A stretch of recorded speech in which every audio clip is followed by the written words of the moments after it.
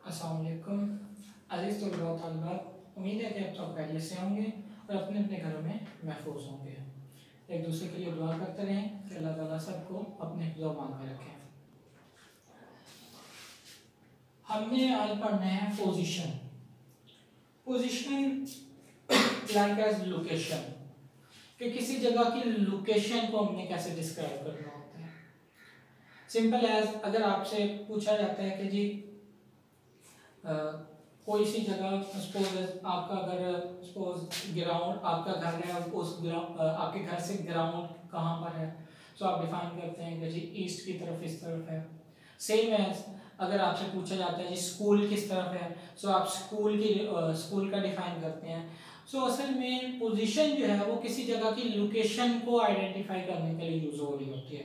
Like as कि अगर आपने एंड्रॉयड मोबाइल यूज किया हो, उनमें आपने अपनी लोकेशन को चेक किया हो, सो लोकेशन असल में क्या करती है, वो लोकेशन आप जहां पर मौजूद होते हैं उस जगह को नोट करती है और उसके रेफरेंस से आपके इर्द गिर्द का एक सर्कल कैलकुलेट मींस एज के सैटेलाइट के थ्रू आपकी जो लोकेशन होती है, या आप कह लें कि जिस जगह पे आप मौजूद होते हैं उस जगह को रिकॉर्ड करके फिर वो सैटेलाइट के थ्रू उस जगह को मार्क करती है। मींस के आपको एक रेफरेंस बना के आपकी जगह को नोट कर रही होती है। सेम एज पोजीशन को हम इसी तरह से डिफाइन करते हैं, it describe the location of a place with respect to some reference. It describe the location of a place, यानी ये किसी भी जगह की लोकेशन को डिस्क्राइब करती है with respect to some reference point, किसी एक रेफरेंस पॉइंट की रेशो से जो कि ओरिजिन कहलाता है। जैसे अभी आपको एग्जांपल दी कि आपने एंड्रॉयड मोबाइल के अंदर अगर आपने यूज किया हो, सो आप जब लोकेशन को यूज करते हैं तो वो असल में आपका जो रेफरेंस पॉइंट होता है, मींस कि आपकी जो एग्जैक्ट लोकेशन होती है वो उस जगह को रेफरेंस पॉइंट या ओरिजिन मान लेता है। फिर वो क्या करता है कि उसकी रेशो से आपके इर्द गिर्द एक दायरा कैलकुलेट करता है कि आप इस जगह पे मौजूद हो सकते हैं, क्योंकि वो आपको एग्जैक्ट पॉइंट नहीं बताएगा, वो हमेशा आपको एक सर्कल देगा कि इस सर्कल के अंदर आप हो सकते हैं। वो असल में क्या होता है, आपकी पोजीशन को डिस्क्राइब कर रहा होता है। ये सपोज है, अगर हम एग्जांपल देखें कि हमारे पास सपोज है ये H means home and S means school, कि यहाँ पे सपोज है आपका घर है और ये 1 2 और 2 से 3 स्ट्रीट के बाद आपका स्कूल है। सो आपने अब आपने अपने स्कूल की जो पोजीशन है उसे शो करना है, तो ये आपकी लोकेशन है, यानी आपका रेफरेंस पॉइंट है। इस रेफरेंस पॉइंट की रेशो से आप अपने स्कूल की जो पोजीशन है उसे डिस्क्राइब करेंगे। सो सिंपल वर्ड में हम कहते हैं कि it describe the location of a place, किसी प्लेस की लोकेशन को डिस्क्राइब करती है with respect to some reference point, कि किसी रेफरेंस पॉइंट की रेशो से किसी प्लेस को या प्लेस की लोकेशन को डिस्क्राइब कर रही होती है।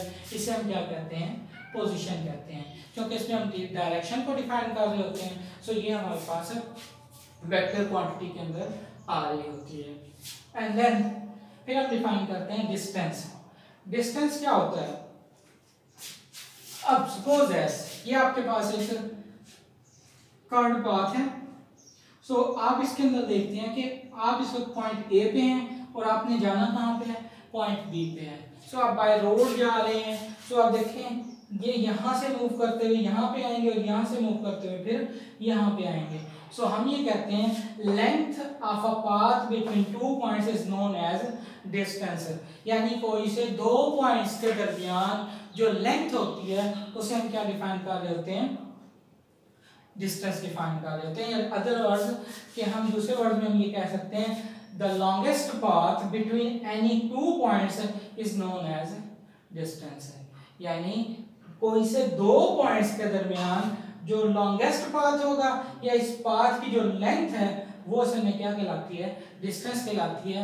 और इसकी कोई डायरेक्शन नहीं होगी, इसकी कोई देखें सपोज यहाँ से आप चले, आपकी डायरेक्शन ये है, फिर आप इधर गए सो ये डायरेक्शन है, फिर आप इस तरफ आए आपकी डायरेक्शन ये है, फिर आप इस तरफ गए आपकी डायरेक्शन ये है, एंड देन आप इस तरफ आए आपकी डायरेक्शन ये है। सो यहाँ से अगर आप देखें आपकी डायरेक्शन हर पॉइंट पे ही क्या हो रही है, चेंज हो रही है। आपकी डायरेक्शन क्या हो रही है, हर एक मतलब के इंटरवल के बाद आपकी जो डायरेक्शन है वो क्या हो रही है, चेंज हो रही है। तो यहाँ से हम डिफाइन करते हैं length of a path between any two points is known as distance and it has not any direction. इसकी कोई डायरेक्शन नहीं होगी, बट दो पॉइंट्स के दरमियान जो लेंथ होगी उसे हम क्या कहते हैं, डिस्टेंस कहते हैं। अब क्योंकि डायरेक्शन नहीं है, सो इससे पहले हमने पढ़ा था कि किसी भी क्वांटिटी की डायरेक्शन अगर ना हो, उसे जस्ट मैग्नीट्यूड से डिफाइन कर दिया जाए तो उसे हम क्या कहते हैं, उसे हम स्केलर कहते हैं। तो डिस्टेंस हमारे पास क्या है, एक स्केलर क्वांटिटी है। डिस्टेंस हमारे पास क्या है, एक स्केलर क्वांटिटी है। सो सिंपल वर्ड में हम डिफाइन करते हैं longest path between any two points is known as distance. So distance के बाद हम डिफाइन करते हैं डिस्प्लेसमेंट को। डिस्प्लेसमेंट क्या है, shortest distance between any two points which has magnitude and direction is known as displacement. कि देखें अगर हमारे पास कोई से दो पॉइंट्स हो, सेम एज वैसे ही पॉइंट्स हैं, बट अब यहां से हमने देखा कि हमारे पास शॉर्टकट है कि हम डायरेक्ट ये वे है, हम इस वे के थ्रू एक स्ट्रेट लाइन में मूव करके पॉइंट ए से पॉइंट बी के ऊपर जा रहे हैं। सो हम क्या कहते हैं, द शॉर्टेस्ट डिस्टेंस, के इन दोनों के दरमियान जो शॉर्टेस्ट डिस्टेंस है, दो पॉइंट्स के दरमियान जो shortest distance between two points which has magnitude. अब देखते हैं इसकी मैग्नीट्यूड तो होगी क्योंकि हमने डिस्टेंस को डिफाइन किया है, एंड डायरेक्शन, और डायरेक्शन भी है कि ए से बी की तरफ जा रहे हैं और एक ही पाथ पे मूव कर रहे हैं।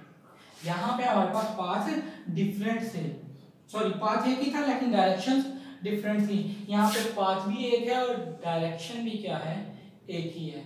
सो यहाँ से हम डिफाइन करते हैं shortest distance between two points has magnitude and direction. कि कोई से दो पॉइंट्स के दरमियान वो छोटे से छोटा डिस्टेंस जिसमें मैग्नीट्यूड भी हो और डायरेक्शन भी हो, उसे हम क्या कहते हैं, डिस्प्लेसमेंट कहते हैं। यहाँ पे डायरेक्शन नहीं थी तो ये स्केलर क्वांटिटी थी, यहाँ पे डायरेक्शन है तो ये क्या है, वेक्टर क्वांटिटी है। ये क्या है, वेक्टर क्वांटिटी है। सो डिस्टेंस को हम कैपिटल एस से शो करते हैं और जो डिस्प्लेसमेंट है उसे हम डी से शो करते हैं, डी से शो करते हैं। And next one is speed. Speed में हम ये डिफाइन करते हैं the distance covered by an object in unit time. यानी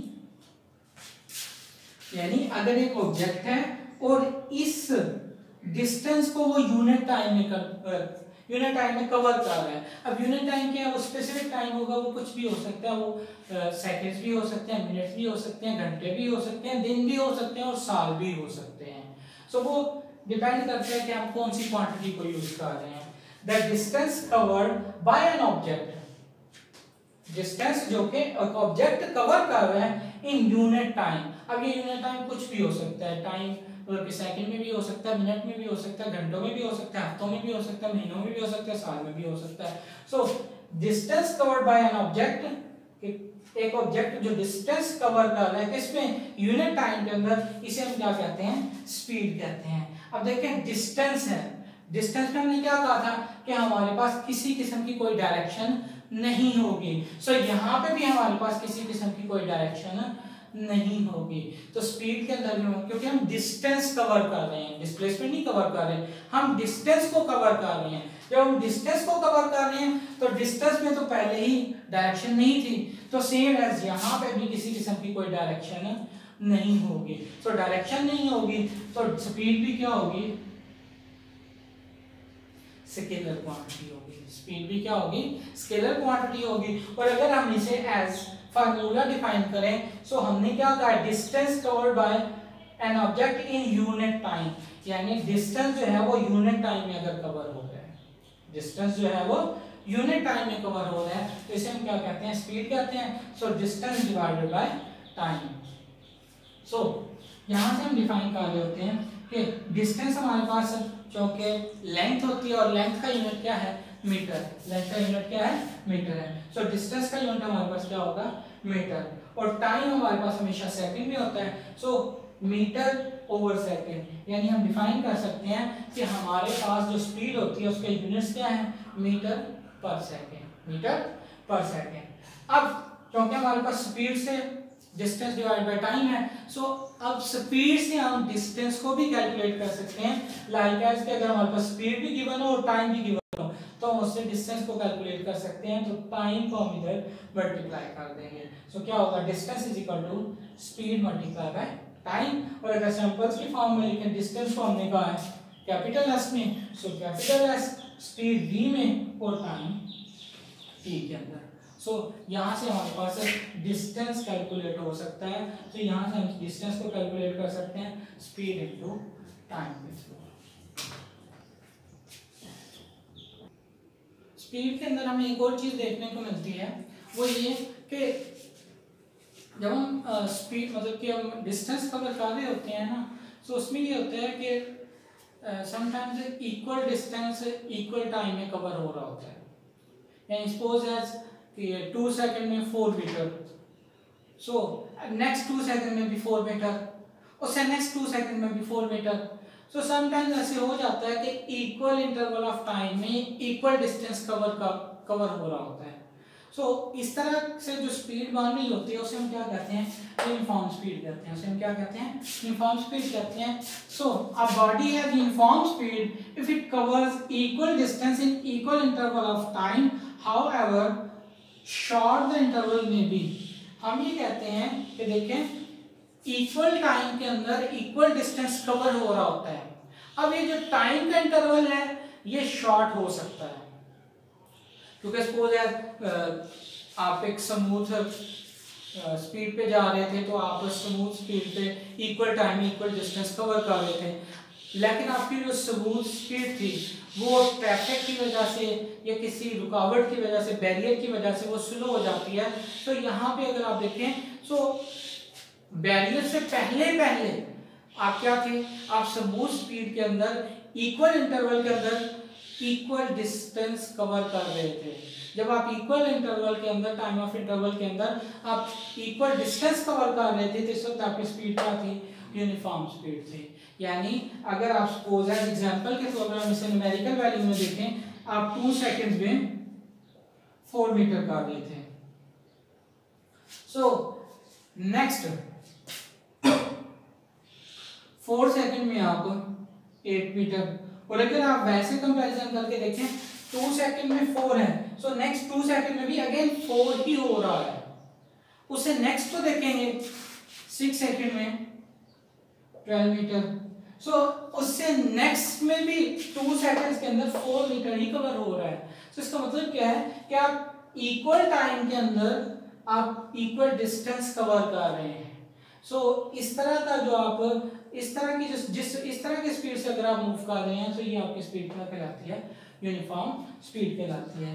एंड देन हम डिफाइन करते हैं वेलोसिटी को। स्पीड में हमने डिफाइन किया था कि अगर आप डिस्टेंस यूनिट टाइम के अंदर कवर कर रहे हैं, सो स्पीड थी। सो वेलोसिटी के अंदर हम कहते हैं कि अगर आप डिस्प्लेसमेंट को यूनिट टाइम में कवर करते हैं, सो ये जो डिस्प्लेसमेंट आप यूनिट टाइम के अंदर कवर कर रहे हैं, सो ये आपके पास क्या कहलाती है, वेलोसिटी कहलाती है। The rate of displacement of a body, यानी किसी बॉडी का किसी टाइम इंटरवल के अंदर डिस्प्लेसमेंट को कवर करना असल में क्या कहलाता है, वेलोसिटी कहलाता है। The rate of displacement of a body is known as velocity. और अगर हम इसे फार्मूले में डिस्क्राइब करें, सो वहां पे हमने डिस्टेंस ओवर टाइम लिखा था, यहाँ पे हम डिस्प्लेसमेंट ओवर टाइम लिख रहे हैं। कि जस्ट डिफरेंस क्या है कि वहां पे हमारे पास डिस्टेंस यूज हो रहा था, यहाँ पे हमारे पास डिस्प्लेसमेंट यूज हो रहा है, बट यहाँ पे हमारे पास चूंकि डिस्प्लेसमेंट यूज हो रहा है तो डायरेक्शन होगी।